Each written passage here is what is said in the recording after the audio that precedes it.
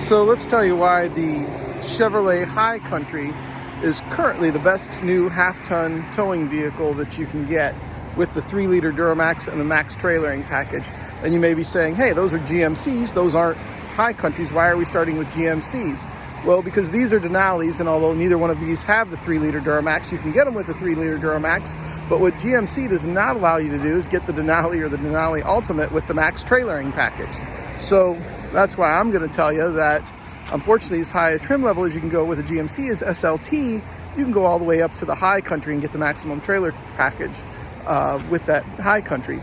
And when it comes to towing and towing long distance, I'm going to tell you, I do it a lot. Comfort is key, and it's actually a couple thousand less almost than the 6.2 that this vehicle right here comes with. This is the Denali, not the Denali Ultimate.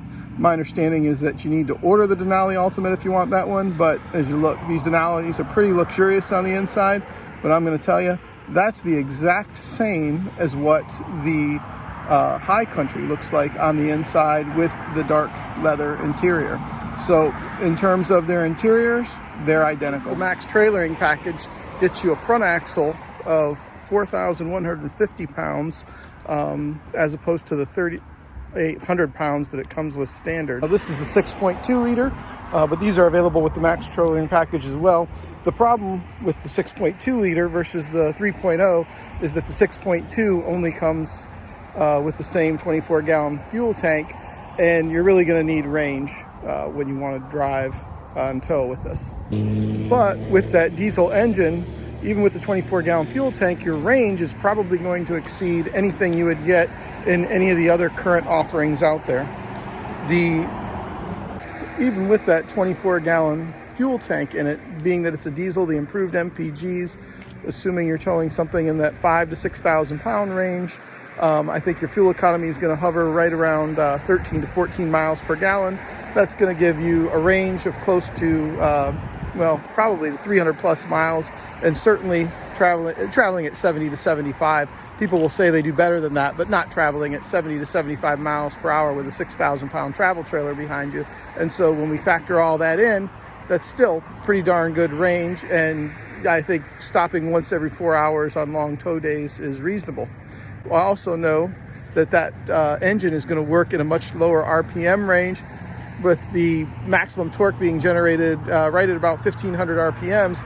You'll probably be hovering on the highway at 75 miles per hour, I'm assuming, right at a little under 2,000 RPMs. So you know this is going to be a darn efficient truck for you on the highway. The other nice things about these is that when you go to fuel up, if you've got yourself a diesel, is that you can use the semi-truck lanes when you're traveling.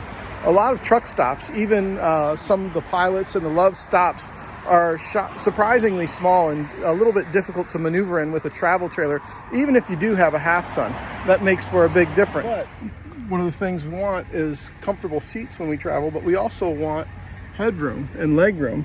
As it turns out, for both the front and the rear, the GMCs come with significantly more headroom and legroom than all of their competition. And that's in both the front and the rear, and it's by as much as a couple inches of headroom in the front even. Well, I love this sterling metallic color that General Motors has for these trucks.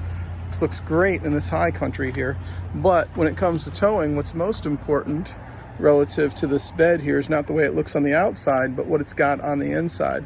This is far and away by about 3 inches the longest bed that you can get on the market, which is interesting in this half-ton variety that they exceed everybody else by that much.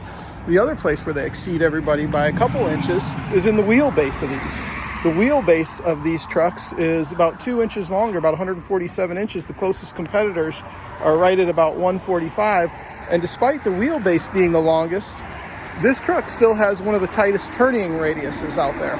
And if you've done any trailering or towing, you know a tight turning radius, especially when you're trying to get into parks, state parks and national parks, into tight spots with your trailer, that tight turning radius helps tremendously with these trucks. Great things about these trucks for towing, the GMCs, is they're the only one left on the market still coming with the leaf springs that you can see right there. Everybody else has gone to coil springs for ride, but these leaf springs are definitely better for towing. Even without the multi-tailgate, the nice thing about this Chevrolet is it still has the step built right into the bumper, a very innovative design that GM did a few years back. And so I don't know that you really need the multi-tailgate with this. I think that those steps are really ideal for getting into the bed here.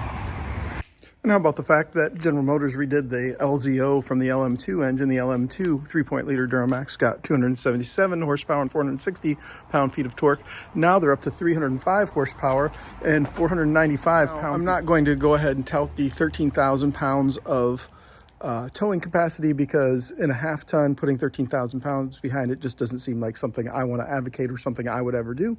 But they have improved that. But the way they've improved it, by increasing the cooling, I'm also very impressed that this is a fully loaded CrewMax. And if we look at this payload sticker here, that it comes with 1,594 pounds of payload. Of course, everybody always wants more payload, and I have mixed feelings about payload because of the way the numbers calculated it. It doesn't exist in a vacuum.